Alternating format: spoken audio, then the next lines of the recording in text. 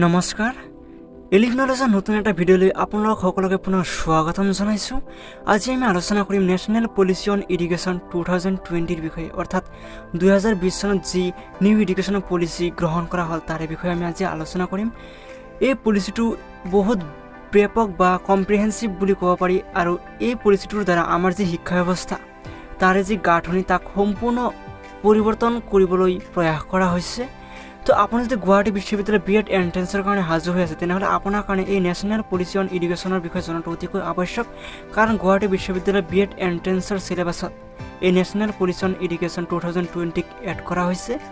তো বন্ধু বান্ধৱীসকল, যদি আপুনি এণ্ট্ৰেন্সৰ কাৰণে প্ৰিপেয়াৰ হৈ থকা নাই তথাপিও আপোনাৰ কাৰণে এয়া জনা আৱশ্যক। আপুনি যদি এজন শিক্ষক তথাপিও আপোনাৰ কাৰণে এই পলিচিটোৰ বিষয়ে জনাটো অতিকৈ আৱশ্যক, কাৰণ শিক্ষাৰ ক্ষেত্ৰতো এই পলিচিটোৱে বিশেষ ভূমিকা গ্ৰহণ কৰিছে ইয়াৰ পৰিৱৰ্তন সাধনৰ ক্ষেত্ৰত। তো বন্ধু বান্ধৱীসকল, বলক আমি পলম নকৰাকৈ আজিৰ এই নিউ এডুকেশ্যন পলিচি 2020 বিষয়ে সুন্দৰকৈ আলোচনা কৰোঁ। তো বন্ধু বান্ধৱীসকল, ভিডিঅ'টো আৰম্ভ কৰাৰ আগতে আপোনালোক সকলোলৈ এটা সৰু অনুৰোধ, যদি ভিডিঅ'টো ভাল লাগে তো প্লিজ লাইক কৰিব, আৰু যদি চেনেলটোৰে নতুনকৈ আহিছে তো চেনেলটো ছাবস্ক্ৰাইব কৰি ল'বলৈ নাপাহৰিব, কাৰণ আপোনালোকৰ সুবিধাৰ্থে মই এনেকুৱা ভিডিঅ' প্ৰায় লৈয়ে আহোঁ। তো বন্ধু বান্ধৱীসকল, বলক আমি এই নিউ এডুকেশ্যন পলিচিৰ বিষয়ে সুন্দৰকৈ আলোচনা কৰোঁ। তো পোনপ্ৰথমতে আমাৰ জনা উচিত যে নেশ্যনেল এডুকেশ্যন পলিচি এইটো ক'ৰ পৰা আহিলে। তো এইটো আহিছে আমাৰ নেশ্যনেল এডুকেশ্যন পলিচি 1986ৰ যিটো নেশ্যনেল এডুকেশ্যন পলিচি আছিলে তাৰে পৰা, কাৰণ সেইটোৰে নিউ ভাৰ্চন বা ৰিভিজন বুলিয়ে ক'ব পাৰি এই নিউ এডুকেশ্যন পলিচি 2020। আমি যদি এই নিউ এডুকেশ্যন পলিচি 2020ৰ বেকগ্ৰাউণ্ডলৈ লক্ষ্য কৰোঁ তেনেহ'লে 2015 চনৰ পৰাই এই 2020ৰ যি পলিচি তাৰে কাম আৰম্ভ হৈছিলে, আৰু S.R. সুব্ৰমণিয়ামৰ আণ্ডাৰত বা কনচালটেশ্যনত এখন কমিটি বনাই দিয়া হৈছিলে, আৰু তেখেতৰ ৰিপৰ্ট আমাৰ ইছৰোৰ যি চিফ কে কস্তুৰীৰংগন তেখেতক ছাবমিট কৰিছিলে, আৰু 2020 চনৰ 29 জুলাইত আমাৰ ইউনিয়ন কেবিনেট অফ ইণ্ডিয়াই ইয়াক এপ্ৰুভ কৰিছিলে। এই পলিচিটোক নেশ্যনেল পলিচি অন এডুকেশ্যন 1986ৰ ৰিপ্লেচ পলিচি বুলিয়ে ক'ব পাৰি, কাৰণ আপোনালোকে নিশ্চয় গমেই পায় নেশ্যনেল পলিচি অন এডুকেশ্যন যিবোৰ আছে সেইবোৰ আমি 3বাৰ গ্ৰহণ কৰিলোঁ। পোনপ্ৰথমতে লোৱা হৈছিলে 1968 চনত, অৰ্থাৎ 1968 চনত ইন্দিৰা গান্ধীৰ সময়ছোৱাত। তাৰপিছত এইটোক আকৌ সংশোধন কৰি নেশ্যনেল পলিচি অন এডুকেশ্যন 1986 কৰা হ'ল ৰাজীৱ গান্ধীৰ সময়ছোৱাত, আৰু এইটোক পুনৰ মডিফাই কৰা হৈছিলে 1992 চনত। আৰু ইয়াৰ পিছত আমি এই নেশ্যনেল পলিচি অন এডুকেশ্যন 1986ৰ পৰা আমি পুনৰ ল'লোঁ নিউ এডুকেশ্যন পলিচি 2020। আৰু এই পলিচিখনৰ কাৰণে এখন ড্ৰাফ্ট কমিটি বনোৱা হৈছিলে, আৰু তেখেতে 2019 চনত এখন ড্ৰাফ্ট কপি ছাবমিট কৰিছিলে এই নিউ এডুকেশ্যন পলিচিৰ ওপৰত, আৰু ইয়াৰে 9জন সদস্যক লৈ এই কমিটিটো গঠন কৰা হৈছিলে, আৰু ইয়াৰ চেয়াৰমেন আছিলে ডক্টৰ কে কস্তুৰীৰংগন। এইটো আপোনালোকে মনত ৰাখিব। এতিয়াতো আমি ডক্টৰ কে কস্তুৰীৰংগনক পাহৰিব নোৱাৰোঁ, কাৰণ তেখেতৰ যি অৱদান সেয়া উল্লেখনীয়, কাৰণ তেখেতে আমাৰ যি শিক্ষা ব্যৱস্থা ইয়াক সম্পূৰ্ণকৈ পৰিৱৰ্তন কৰিব বিচাৰে। আমাৰ যি ব্ৰিটিছ সময়ৰ শিক্ষা ব্যৱস্থা ইয়াক সম্পূৰ্ণকৈ পৰিৱৰ্তন সাধন কৰিব বিচাৰিছে। ইয়াৰ গাঁথনিৰ পৰা আৰম্ভ কৰি সকলো দিশতে বৃহৎ পৰিৱৰ্তন অনাৰ প্ৰয়াস কৰা হৈছে এই নিউ এডুকেশ্যন পলিচি 2020ৰ দ্বাৰা। তো আপোনালোকে এইটো মনত ৰাখিব। আমাৰ চেয়াৰমেন আছিলে ডক্টৰ কে কস্তুৰীৰংগন, আৰু তেখেত আছিলে ইছৰোৰ এজন বিশেষ চাইণ্টিষ্ট। এই নিউ এডুকেশ্যন পলিচিত 3টা মেইন চেঞ্জেছ কৰা হৈছে, আৰু সেই চেঞ্জেছ অৰ্থাৎ পৰিৱৰ্তনবোৰ কি আপোনালোকে সদায় মনত ৰাখিব যে প্ৰথম পৰিৱৰ্তনটো হৈছে ministry of human resource development যিটো মিনিষ্ট্ৰী আছে অৰ্থাৎ মন্ত্ৰালয় আছে, সেইটোৰ এতিয়া নাম পৰিৱৰ্তন কৰি মিনিষ্ট্ৰী অফ এডুকেশ্যন অৰ্থাৎ শিক্ষা মন্ত্ৰালয় কৰা হৈছে বা হ'ব। তো এইটো মনত ৰাখিব। ইয়াৰ দ্বিতীয় পৰিৱৰ্তনটো হৈছে GDP investment in education to increase from 1.6% to 6%, অৰ্থাৎ আমাৰ যি GDP আগতে ইনভেষ্ট কৰা হৈছিলে শিক্ষাখণ্ডৰ ক্ষেত্ৰত সেইটোক বৃদ্ধি কৰি 1.6ৰ পৰা বৃদ্ধি কৰি 6%লৈ বৃদ্ধি কৰা হ'ব। আৰু ইয়াৰ তৃতীয় পৰিৱৰ্তনটো হৈছে focusing on gross enrollment ratio' will be increase to 50% by 2035, অৰ্থাৎ 2035 চনৰ ভিতৰত আমাৰ যি গ্ৰছ এনৰলমেণ্ট ৰেচিঅ' আছে সেয়া 50% বৃদ্ধি কৰা হ'ব। এই 3টা আছিলে মেইন চেঞ্জেছ। তো বলক এতিয়া আমি আমাৰ স্কুলীয়া কি চেঞ্জেছ কৰা হ'ব তাৰ বিষয়ে জানি লওঁ। এই নিউ এডুকেশ্যন পলিচি 2020ৰ বিষয়ে জানিবলৈ হ'লে আমি 3টা দিশত সুন্দৰকৈ বা বহুত বিতংকৈ জানিব লাগিব। ইয়াৰে প্ৰথমটো হৈছে new changes in school education, অৰ্থাৎ স্কুলিং এডুকেশ্যনত কেনেকুৱা পৰিৱৰ্তন অনা হ'ব। দ্বিতীয়তে হায়াৰ এডুকেশ্যনত কেনেকুৱা পৰিৱৰ্তন অনা হ'ব, আৰু ইয়াৰ তৃতীয় পৰিৱৰ্তন যিটো সেইটো হৈছে টিচাৰ এডুকেশ্যন অৰ্থাৎ শিক্ষক শিক্ষাৰ ক্ষেত্ৰত কেনেকুৱা পৰিৱৰ্তন অনা হ'ব এই বিষয়ে জনাটো অতিকৈ আৱশ্যক। তেতিয়াহে আপুনি নিউ এডুকেশ্যন পলিচি 2020 বিষয়ে সুন্দৰকৈ জানিব পাৰিব।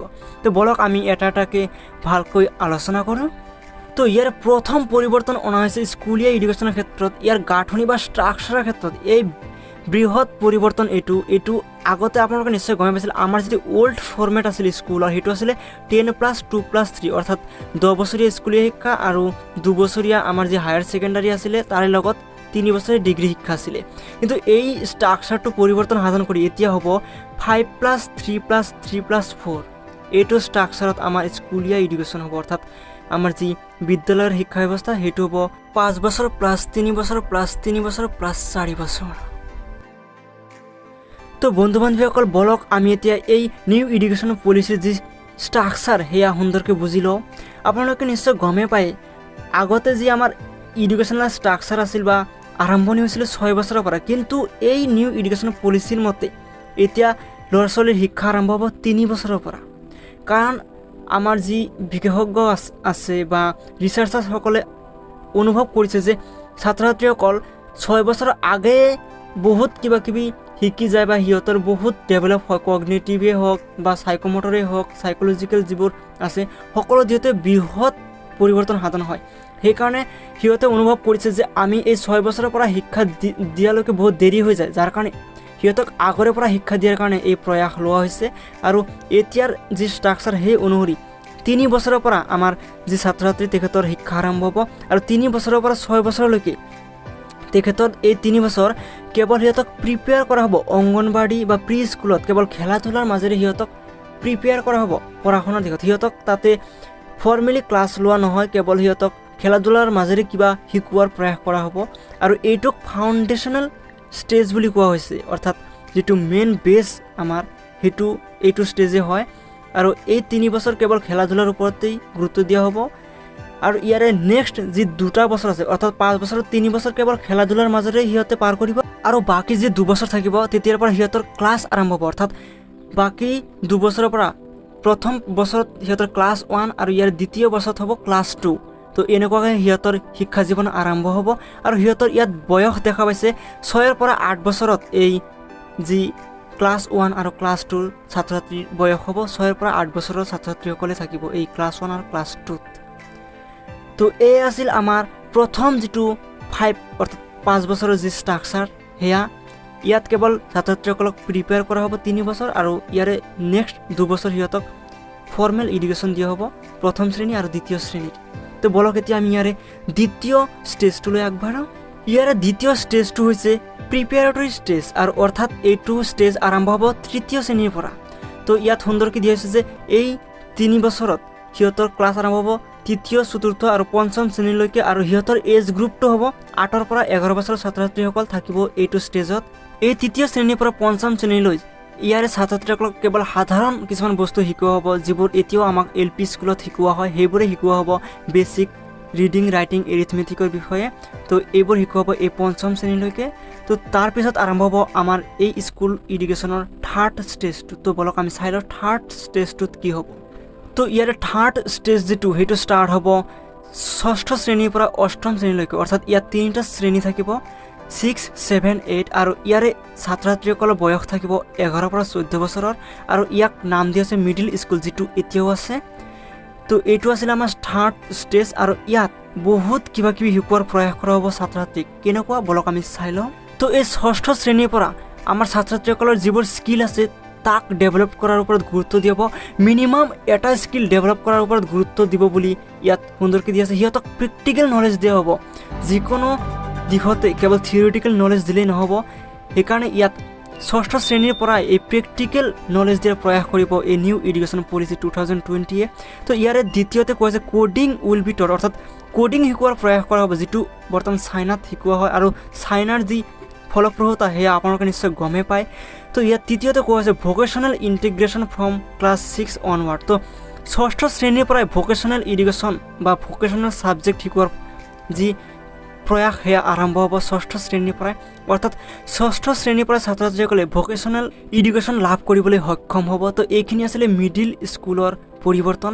তো আগৰ এডুকেশ্যনত কেৱল থিয়ৰিটিকেল এডুকেশ্যন বা থিয়ৰিটিকেল নলেজ দিয়া হৈছিল, কিন্তু এই নিউ এডুকেশ্যন পলিচিয়ে ক্লাছ 6ৰ পৰাই এই প্ৰেক্টিকেল নলেজ বা স্কিলৰ ওপৰত গুৰুত্ব দিছে আৰু ভকেশ্যনেল এডুকেশ্যনৰ ওপৰত গুৰুত্ব দিয়া হৈছে এই নিউ এডুকেশ্যন পলিচিত। আপোনালোকে নিশ্চয় বুজি পাইছে। তো বলক আমি এতিয়া ছেকেণ্ডাৰী ষ্টেজটো কেনেকুৱা হ'ব তাকে চাই লওঁ। তো ইয়াৰ ছেকেণ্ডাৰী ষ্টেজটো হ'ব 4 বছৰীয়া। তো ইয়াত ক্লাছ 9 to 12 অৰ্থাৎ ক্লাছ 9ম 10ম 11 আৰু 12 শ্ৰেণীৰ এই সংমিশ্ৰণত এই ছেকেণ্ডাৰী এডুকেশ্যন যিটো ষ্টেজ সেইটো হ'ব। আৰু ইয়াৰে ছাত্ৰ ছাত্ৰীৰ বয়স থাকিব 14 বছৰৰ পৰা 18 বছৰৰ ছাত্ৰ ছাত্ৰীসকলে ইয়াত থাকিব। আৰু এই ছেকেণ্ডাৰী ষ্টেজটো হৈছে আমাৰ এডুকেশ্যন স্কুল এডুকেশ্যনৰ 4th ষ্টেজ। তো বলক আমি ছেকেণ্ডাৰী এডুকেশ্যনৰ ক্ষেত্ৰত কি কি পৰিৱৰ্তন সাধন হ'ব এয়া আমি চাই লওঁ। ছেকেণ্ডাৰী এডুকেশ্যনৰ ক্ষেত্ৰত এক ব্যাপক পৰিৱৰ্তন সাধন কৰাৰ প্ৰয়াস কৰা হৈছে এই নিউ এডুকেশ্যন পলিচিৰ দ্বাৰা। তো ইয়াত প্ৰথমতে কোৱা হৈছে no' rigid separation between arts science and commerce stream. তো আগতে যি আৰ্টছ ছায়েন্স আৰু কমাৰ্চৰ বিভাজন আছিলে এই নিউ এডুকেশ্যন পলিচিত এই সকলোবোৰ নাইকিয়া কৰি দিয়া হৈছে। এতিয়া কি ছায়েন্সৰ ল'ৰা ছোৱালীয়ে যদি আৰ্টছৰ কিবা ছাবজেক্ট জানিব বিচাৰে, ধৰক ছায়েন্সৰ এজন ছাত্ৰ ছাত্ৰীয়ে হিউমেনিটি বা এডুকেশ্যনৰ বিষয়ে যদি জানিব বিচাৰে তেনেহ'লে সিহঁতে এডুকেশ্যনক ছাবজেক্ট হিচাপে ল'ব পাৰিব। কাৰণ এতিয়াৰ এই ছেকেণ্ডাৰী এডুকেশ্যনতে মাল্টি ডিচিপ্লিনাৰী এপ্ৰ'চ ইয়াত ইনক্লুড কৰা হৈছে বা ইয়াৰ ওপৰত গুৰুত্ব দিয়া হৈছে।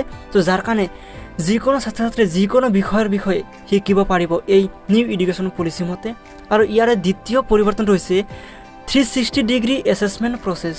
আপোনালোকে নিশ্চয় আগতে গমে পাইছিলে আমাক কেৱল থিয়ৰীৰ ওপৰত ভিত্তি কৰিয়ে আমাক এছেছ কৰা হৈছিলে। আমি কেৱল পঢ়ি পৰীক্ষা দিবলগীয়া ৰাইটিং এক্সামিনেশ্যন, তাৰপিছত তাৰ ওপৰত ভিত্তি কৰি আমি কিমানখিনি জানিলোঁ কিমানখিনি বুজি পালোঁ সেয়া নিৰ্ভৰ কৰিছিলে।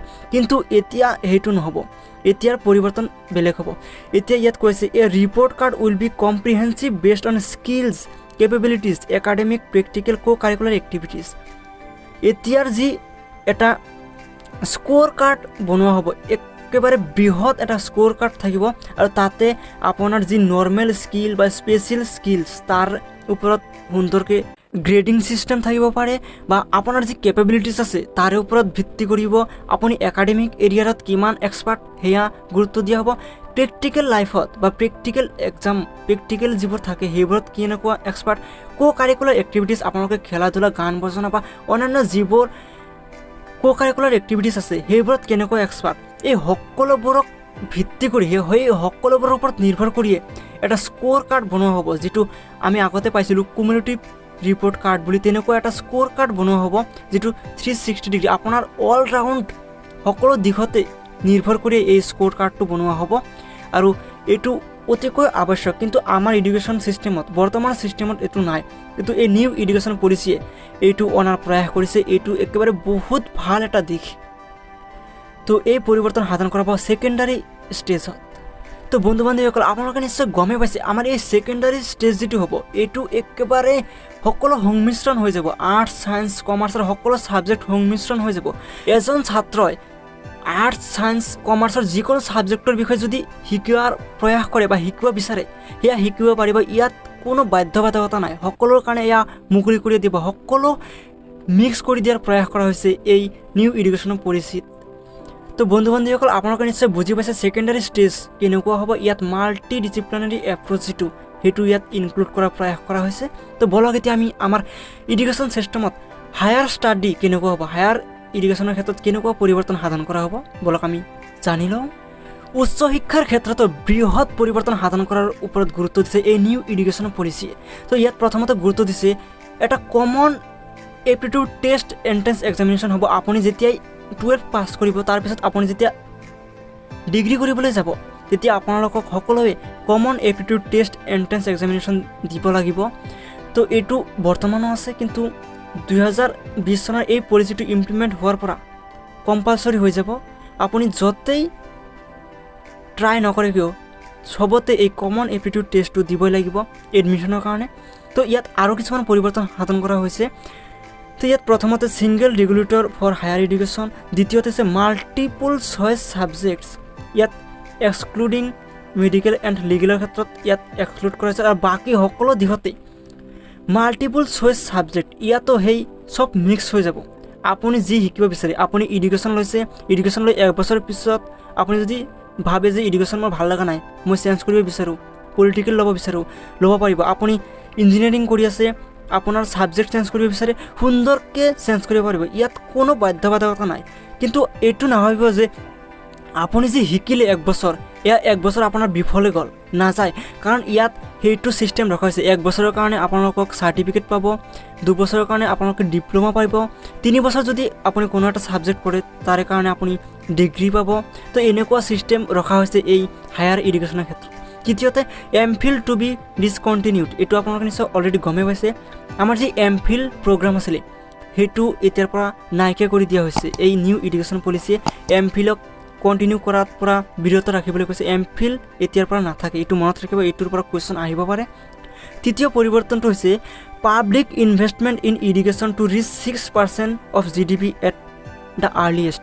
তো আগৰে যি GDP ইনভেষ্টমেণ্ট আছিলে এডুকেশ্যন অৰ্থাৎ শিক্ষাখণ্ডৰ ক্ষেত্ৰত, সেইটো আগৰে পৰা এতিয়া 6% বৃদ্ধি কৰা হৈছে। আগতে 1.6 আছিলে চাগে, তো সেইটোৰ পৰা পৰিৱৰ্তন সাধন কৰি অৰ্থাৎ বৃদ্ধি কৰি 6%লৈকে ৰখা হৈছে। তো এয়া আছিলে হায়াৰ এডুকেশ্যনৰ ক্ষেত্ৰত কিছু পৰিৱৰ্তন। তো বলক আৰু কিছুমান পৰিৱৰ্তন সাধন কৰা হৈছিলে তাৰে বিষয়ে জানি লওঁ। তো ইয়াৰে যি আণ্ডাৰ গ্ৰেজুৱেট প্ৰগ্ৰাম সেয়া হ'ব হলিষ্টিক। তো এই আণ্ডাৰ গ্ৰেজুৱেট প্ৰগ্ৰামটো এতিয়াৰ পৰা বহুতো ভাল হ'ব, কাৰণ আগতে যি প্ৰচেছত চলি আছিলে সেয়া পৰিৱৰ্তন হৈ এতিয়া গুৰুত্ব দিয়া হৈছে মাল্টি ডিচিপ্লিনাৰী এপ্ৰ'চ, অৰ্থাৎ ইয়াত বহুতো ছাবজেক্ট মিক্স কৰি দিয়া হ'ব আৰু মাল্টি এণ্ট্ৰি এণ্ড এক্সিট, এইটো হৈছে ইয়াৰ আটাইতকৈ ভাল দিশ। কি আপোনালোকে সুন্দৰকৈ বুজি লওক। চাওক, ধৰক আপুনি এডুকেশ্যনত 1 বছৰ পঢ়িলে, 2টা ছেমিষ্টাৰ কৰাৰ পিছত আপোনাৰ এডুকেশ্যনত ভাল নালাগিলে, তাৰপিছত আপুনি ছাবজেক্টটো চেঞ্জ কৰিলে পলিটিকেললৈ।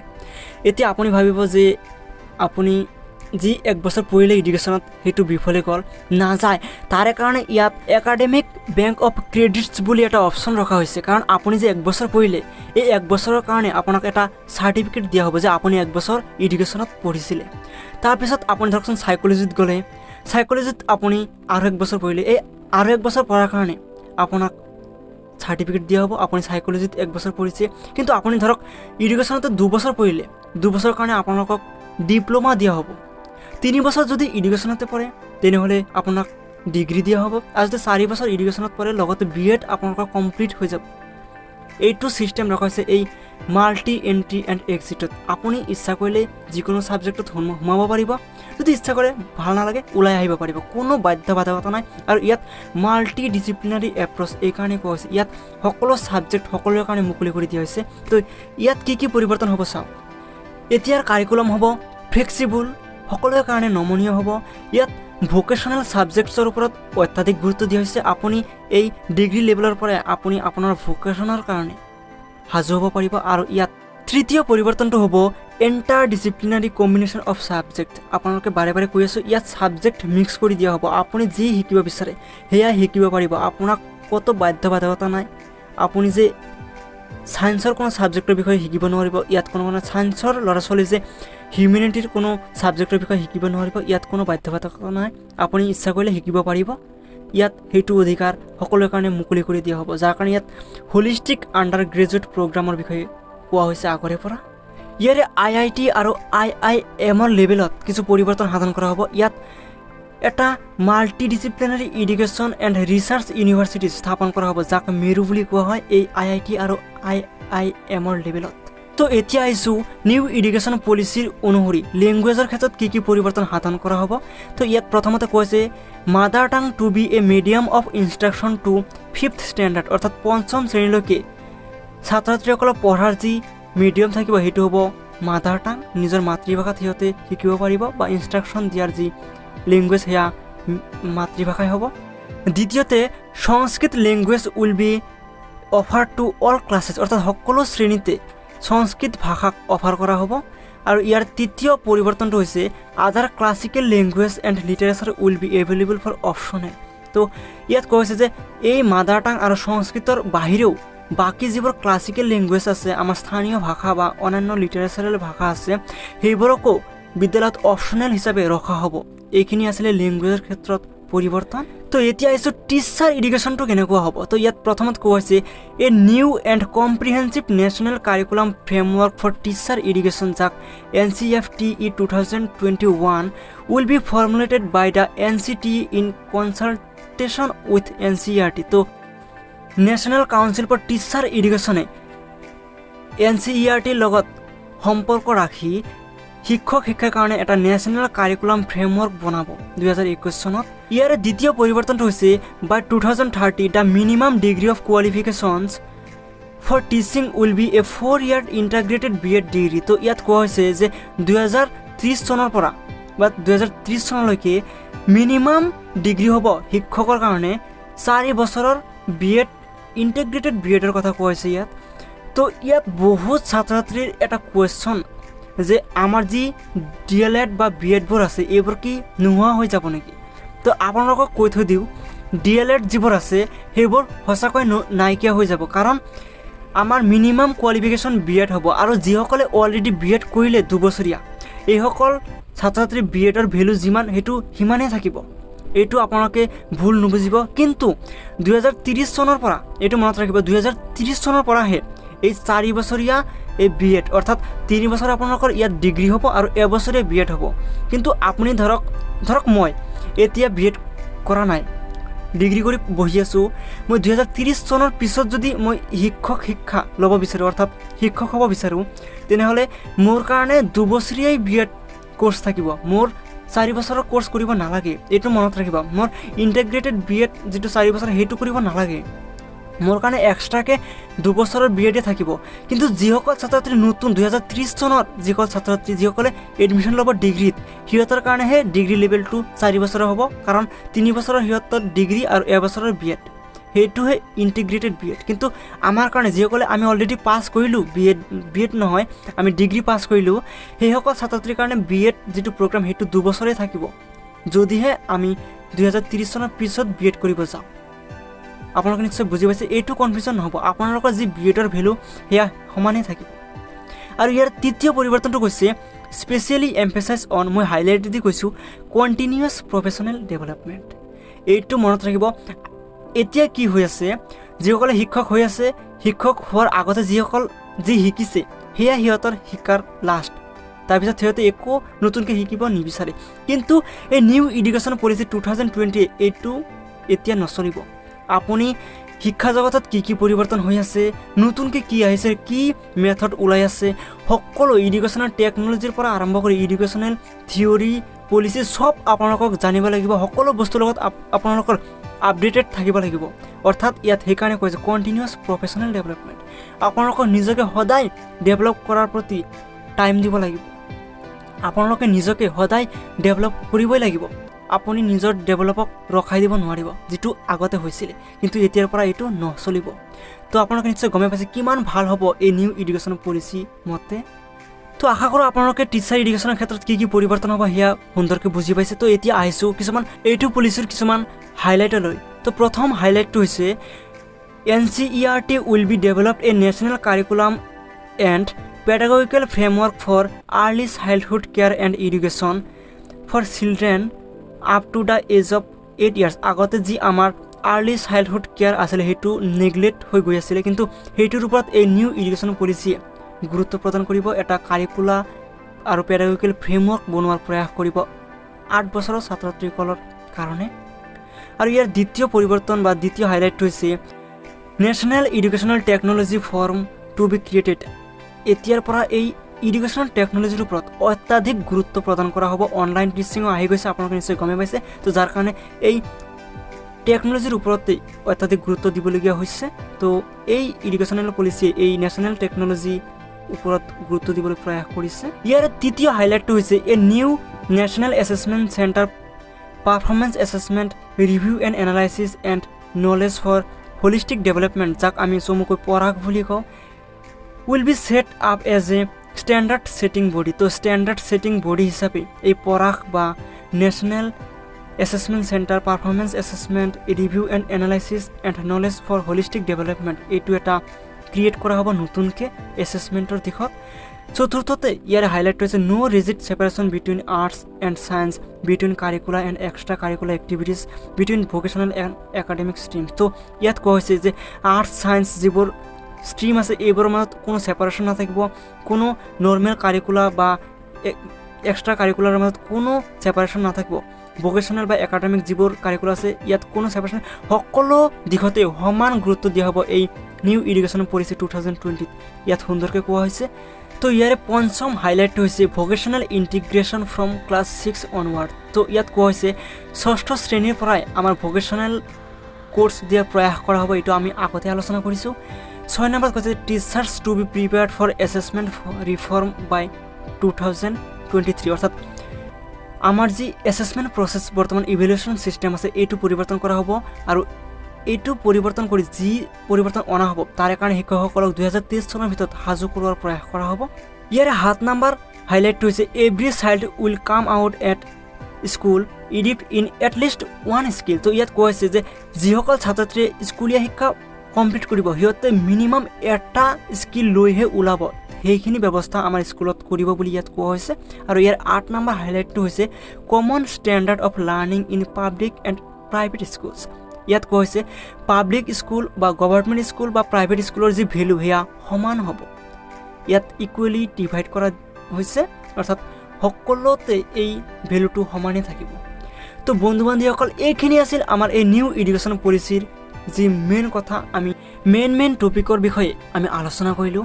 তো বন্ধু বান্ধৱীসকল আপোনালোকেতো এয়া জানিবই লাগিব, কাৰণ BEd এণ্ট্ৰেঞ্চত এই পলিচিৰ পৰা কুৱেশ্যন আহিবই, এইটো খাটাং। তো আপোনালোকে সুন্দৰকৈ জনাটো অতিকৈ আৱশ্যক, যাৰ কাৰণে মই আপোনালোকক সুন্দৰকৈ বিশ্লেষণ কৰি বুজাই দিলোঁ যে এনেকুৱা পৰিৱৰ্তন হ'ব এই নিউ এডুকেশ্যন পলিচি মতে। তো বন্ধু বান্ধৱীসকল ভিডিঅ'টো কেনেকুৱা লাগিছে কমেণ্টত নিশ্চয় জনাব। বন্ধু বান্ধৱী আপোনালোকৰ সুবিধাৰ্থে মই ইমান প্ৰয়াস কৰি বা চেষ্টা কৰি আপোনালোকক এয়া বুজাই দিয়াৰ প্ৰয়াস কৰিছোঁ, তো তাৰ কাৰণেতো এটা লাইক হয়ে, তো প্লিজ লাইক কৰিবলৈ নাপাহৰিব। লগতে যিসকল ছাত্ৰ ছাত্ৰীয়ে ভিডিঅ'টো নতুনকৈ চাই আছে বা চেনেলটোলৈ নতুনকৈ আহিছে তো চেনেলটো ছাবস্ক্ৰাইব কৰি ল'বলৈ নাপাহৰিব, কাৰণ মোৰ ভিডিঅ' বহুত ছাত্ৰ ছাত্ৰীয়ে চাই কিন্তু ছাবস্ক্ৰাইব নকৰে, তো প্লিজ ছাবস্ক্ৰাইব কৰি ল'বলৈ নাপাহৰিব। তো পৰৱৰ্তী পাৰ্টত এই নিউ এডুকেশ্যন পলিচিৰ কিছুমান MCQ কুৱেশ্যন আলোচনা কৰিম, তো আশা কৰোঁ নিশ্চয় লগ পাম পৰৱৰ্তী পাৰ্টত। তো আজিলৈ বিদায় লৈছোঁ, ধন্যবাদ।